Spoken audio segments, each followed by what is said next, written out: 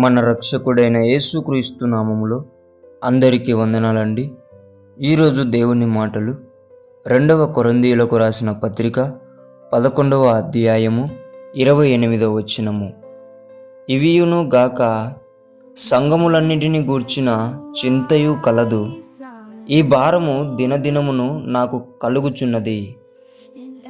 ప్రియమైన దేవుని బిడ్డలారా, మన మధ్యలో దేవాది దేవుడు అనేక సంఘములను నియమించి ఉంటున్నాడు. కానీ ఇక్కడ పౌలు గారికి ఉంటున్న చింత, ఆ భారము మనకు ఉంటున్నదా అని ఒకసారి ఆలోచించుకోవాలి. ఎందుకంటే సంఘములలో చాలామంది బలహీనులుగా ఉంటున్నారు, కృంగిపోయేవారుగా ఉంటున్నారు, ఇంకా గ్రుడ్డితనములో ఉంటున్నారు, ఇంకా అనేక మంది మారమనసు లేక ఉంటున్నారు, ఇంకా అనేక మంది బంధకాలలో ఉంటున్నారు.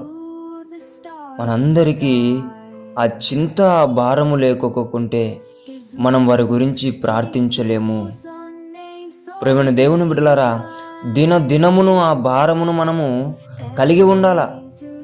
అప్పుడే అనేక మంది సంఘములలో రక్షణ మార్గంలోకి నడిపించబడతారు, మారు మనసు చెందుతారు.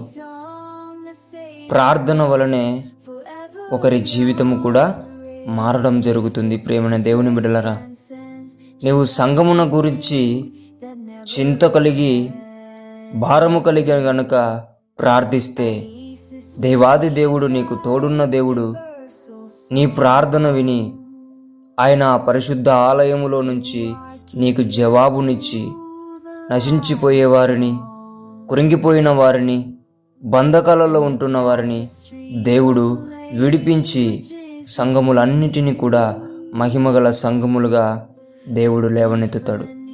ప్రియమైన దేవుని బిడ్డలారా, ప్రతి ఒక్కరికి కూడా ప్రతి దినదినము కూడా సంఘమును గూర్చిన చింత, భారము కలిగి ఉండి ప్రార్థించాలని దేవుని బిడ్డ మనవి చేసుకుంటున్నాను.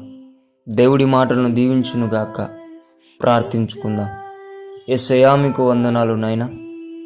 మా కుటుంబం గురించి, మా బంధువుల గురించి, మా ప్రత్యేకమైన జీవితం గురించి మేము ప్రార్థిస్తూ ఉంటున్నాము నాయన. సంఘముల గురించి మేము ప్రార్థించుకోకుండా నిర్లక్ష్యం కలిగి ఉంటున్నామేమో నాయన. మమ్మల్ని క్షమించి సంఘములను గురించిన పౌలు గారికి ఇచ్చిన చింత, భారమును మాకు కూడా దినదినమును ఇచ్చి నాన్న తండ్రి, ప్రార్థించే బిడ్డలుగా మమ్మల్ని లేవనెత్తమని యేసు నామములో ప్రార్థిస్తున్నాం తండ్రి.